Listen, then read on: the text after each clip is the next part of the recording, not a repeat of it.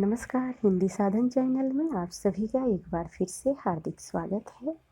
आज के इस वीडियो में मानस का हंस उपन्यास को हम पढ़ने वाले हैं। इस उपन्यास के लेखक अमृतलाल नागर है। इस वीडियो में हम लेखक से संबंधित जानकारियाँ और उपन्यास की महत्वपूर्ण जो भी बिंदु है उस पर चर्चा करेंगे, जो आगामी परीक्षा के लिए अत्यंत ही महत्वपूर्ण है। परीक्षा को नज़र में रखते हुए हमने इसको तैयार किया है। तो चलिए शुरू करते हैं बिना देर किए हुए। अगर आपने अभी तक हिंदी साधन चैनल को सब्सक्राइब नहीं किया है तो अवश्य ही सब्सक्राइब कर लें। चलिए शुरू करते हैं। मानस का हंस उपन्यास वर्ष 1972 में प्रकाशित हुआ था। अमृतलाल नागर जी के द्वारा यह रचित एक प्रसिद्ध उपन्यास है। इस उपन्यास को तुलसीदास के जीवन को आधार बनाकर लिखा गया है।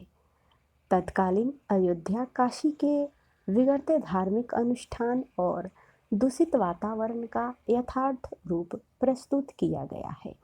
मानस का हंस उपन्यास में विदेशी आक्रमणकारियों की बर्बरता और भारतीयों की पीड़ा पाठकों में स्वराज और स्वतंत्रता के बीज बोती है। आइए लेखक परिचय को देखते हैं। मानस का हंस उपन्यास में तत्कालीन समय में आर्थिक, राजनीतिक, सामाजिक और सांस्कृतिक रूप परिलक्षित होता है। अमृतलाल नागर जी एक हिंदी के प्रसिद्ध साहित्यकार हैं। उपन्यास के क्षेत्र में उनका योगदान काबिले तारीफ है। इन्होंने पौराणिक, आंचलिक, सामाजिक, जीवनी और ऐतिहासिक उपन्यास लिखे हैं। उपन्यास में आए हुए पात्रों को हम देखेंगे। बाबा तुलसीदास। तुलसीदास जी इस मानस का हंस उपन्यास के केंद्र बिंदु है। इन्हें ही केंद्र में रखकर इस उपन्यास की रचना की गई है। रत्ना, जो तुलसीदास जी की पत्नी है, एक रूपवती स्त्री है। तुलसीदास जी अपनी पत्नी के प्रेम में आसक्त है। अन्य उपन्यास में आए हुए जो पात्र हैं वो है मैना, जो कहारिन यानी कुम्हार जातिन से है।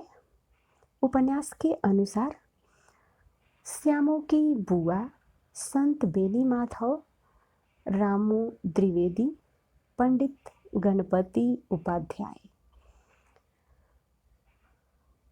अब उपन्यास की समीक्षा पर एक नज़र डालेंगे। मानस का हंस उपन्यास में तुलसीदास जी को एक सामान्य मनुष्य के रूप में दिखाया गया है। इस उपन्यास में तुलसीदास के बचपन से लेकर राम नाम के मार्ग में लीन होने तक की कथा का वर्णन है। हालांकि उनका बचपन संघर्षों से भरा था। इसे हिंदी उपन्यास की श्रेणी में क्लासिक का दर्जा प्राप्त है। तुलसीदास जी के जन्म से लेकर मृत्यु तक की सारी घटनाओं का सुंदर प्रस्तुतिकरण है। इसमें कुछ काल्पनिक कथाओं का भी समावेश मिलता है। इसे नागर जी ने अपनी लखनवी शैली में लिखा है। तो यह उपन्यास लखनवी शैली में लिखा हुआ है। तुलसीदास जी का जन्म बड़े ही संकटग्रस्त समय में हुआ था, जब देश मुगलों के पंजों में फंसा हुआ था। युद्ध की स्थिति थी और सत्ता का परिवर्तन हो रहा था। जन्म के पश्चात माता के मृत्यु और पिता द्वारा न अपनाने के कारण बचपन अभावग्रस्त था।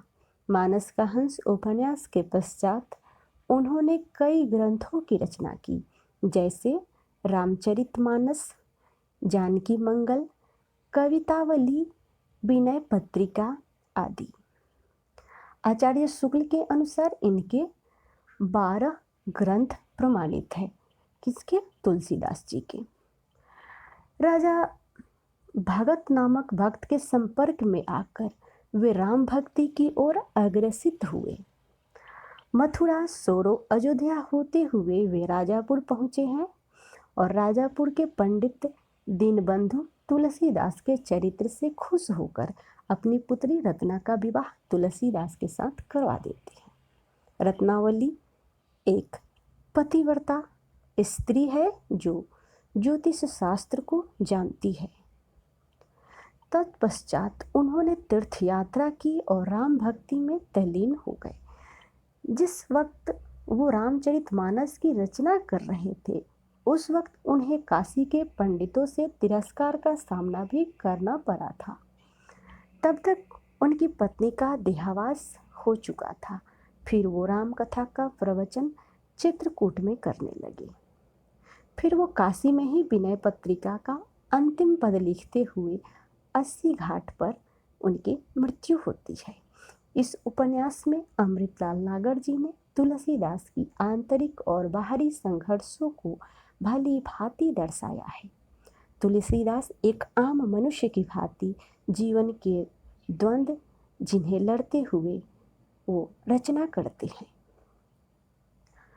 पुत्र और पत्नी अपने सबसे प्रिय लोगों को त्याग कर किसी और मनुष्य के लिए कितना कठिन रहा होगा। इसके पश्चात वो प्रसिद्ध ग्रंथों की रचना करते हैं। उपन्यास का उद्देश्य लोगों में अनास्था और अविश्वास के समय में इंसान को पुनः जीवित करने का है। तो आज के इस वीडियो में इतना ही। अगले वीडियो में मिलते हैं। तब तक वीडियो देखने के लिए सभी को बहुत बहुत धन्यवाद। अगर आपने अभी तक हिंदी साधन चैनल को सब्सक्राइब नहीं किया है तो अवश्य ही सब्सक्राइब कर लें।